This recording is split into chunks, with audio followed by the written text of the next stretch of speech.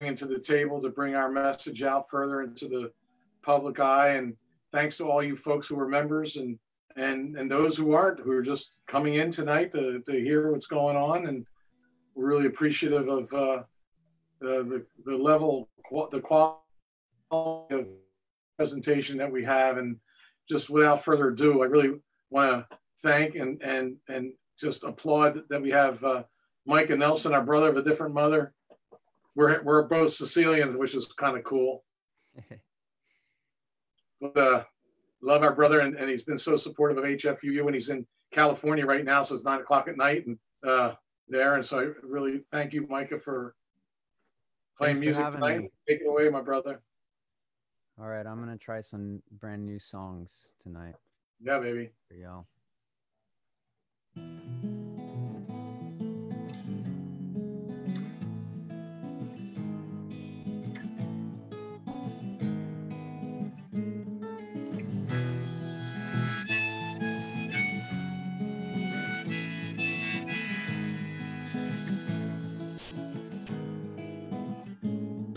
I was a human yesterday, but not the one I am today. Along the timey road, so along the timey road, I wanted to be friends with you and nullify your point of view. Along the timey road, so along the timey road, I felt compelled to dignify the jeweled locus of my mind. Along the timey road, so along the timey road, but you took me on a mini quest, the ruled surface laid to rest. Along the timey road, so along the timey road.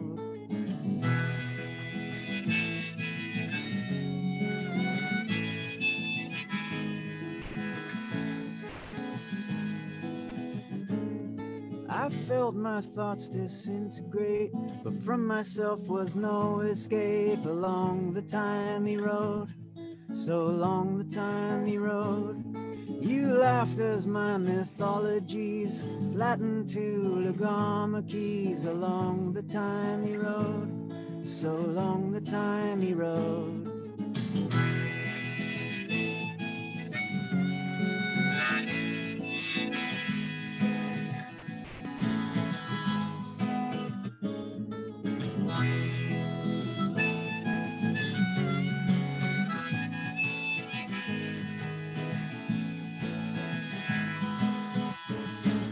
I screamed in silence, now I know that I am nothing, let me go. Along the timey road, so along the timey road, I'll take a worn and weathered mind who's always watching by my side. Along the timey road, so along the timey road, the truth, it often frightens me whenever it enlightens me. Along the timey road, so along the timey road, I was a human yesterday, but not the one I am today. Along the timey road, so along the timey road, so long, so long, so long, so long.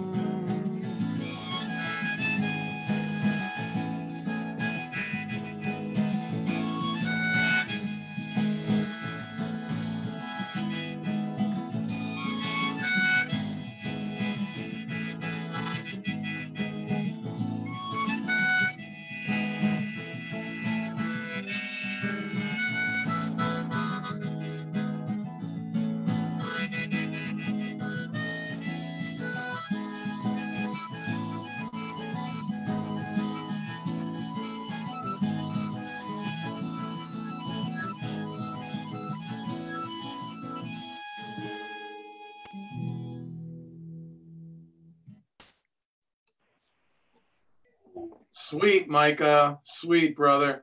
Does that sound right on? Right? Yeah, sounds real good. Okay. That's a new one, huh? Yeah.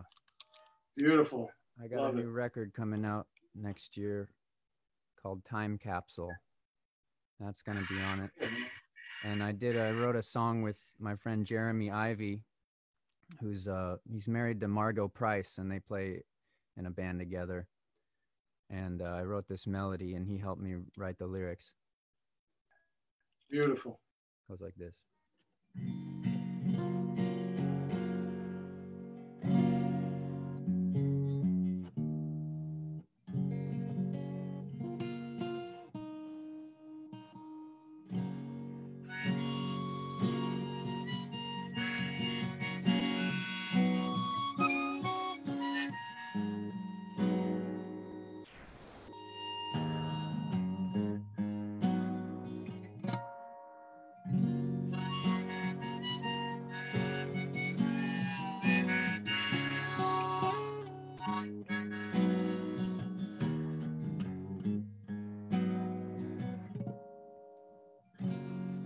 Someday we might live in flying homes,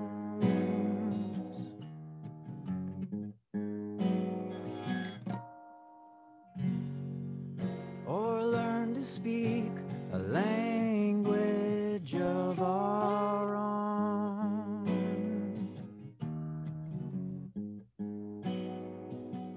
When the highways turn to rust, we'll go back to work, building out of dust. What our love is worth, what is it worth?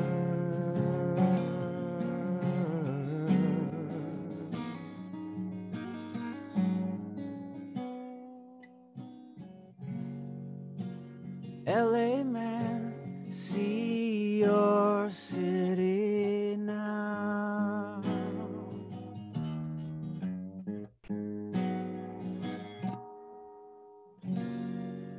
No pyramids to stand when you fall down.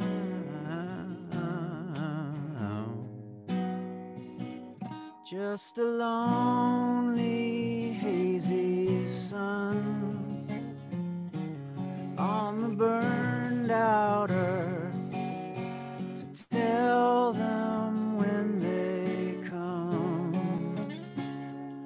what our love was worth, what our love was worth. What was it worth?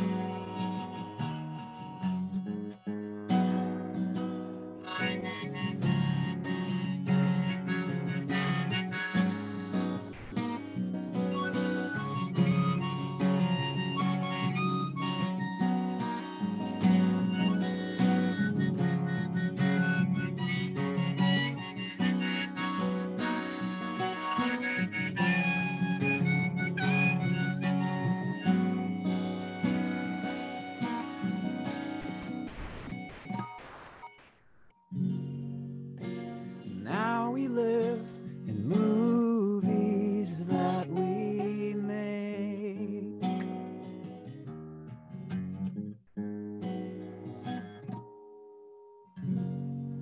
and if you fuck it up, there's always one more take.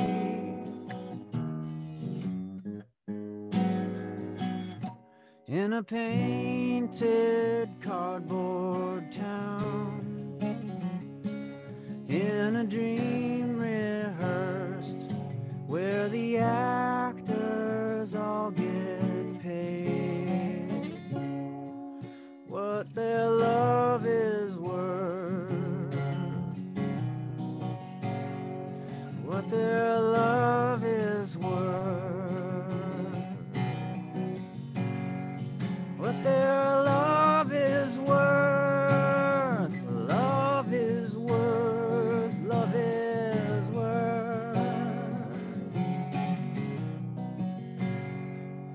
What is it worth?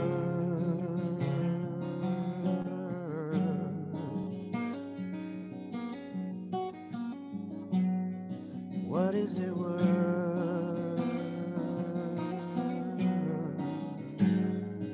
What is it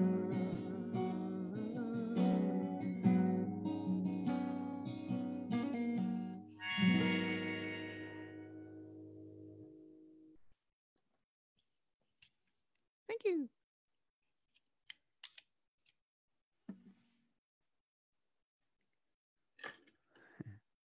All right, let's see what else we got here. Sounds like one hand clapping. Yeah, Micah. Everybody's like clapping and on mute. And it's like, oh, welcome to 2020. Virtual shows. That's how it is. Yeah, that's how it is. You learn to create your own roaring audience in your mind. Right on. It's a good thing to practice. Real nice, Micah. Real nice, brother. This is another new song. I'm going to try to not to mess up too bad.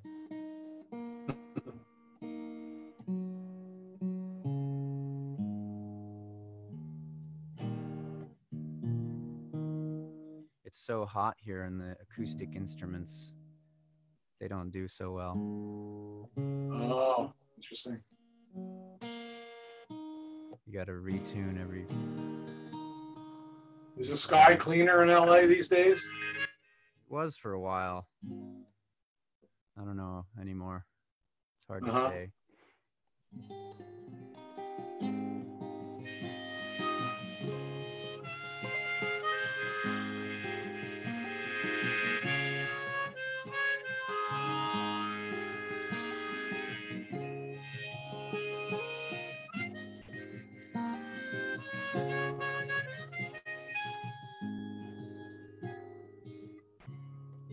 Everyone lies just to survive.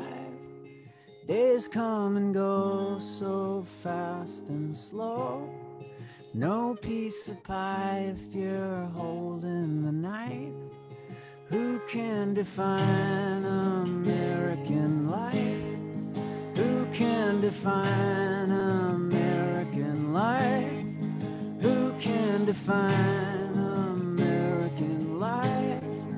Who can define an American life?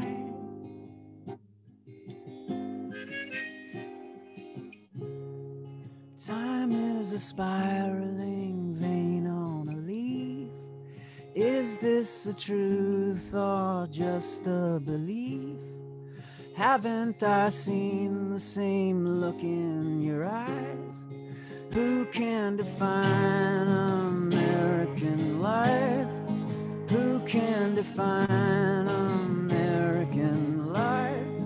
Who can define American life? Who can define American life?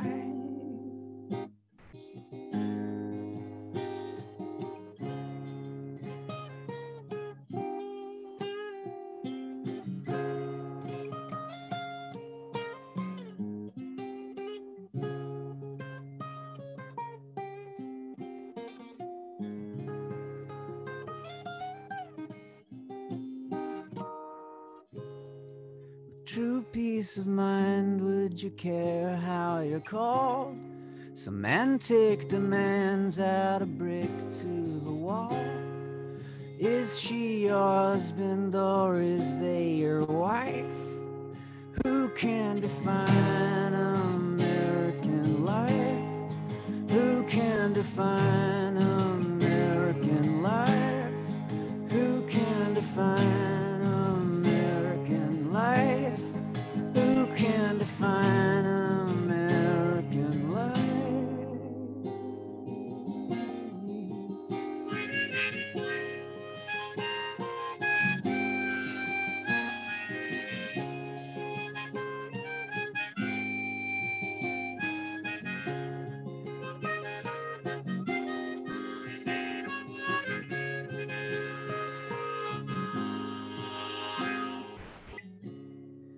They weren't afraid, none of this would seem brave.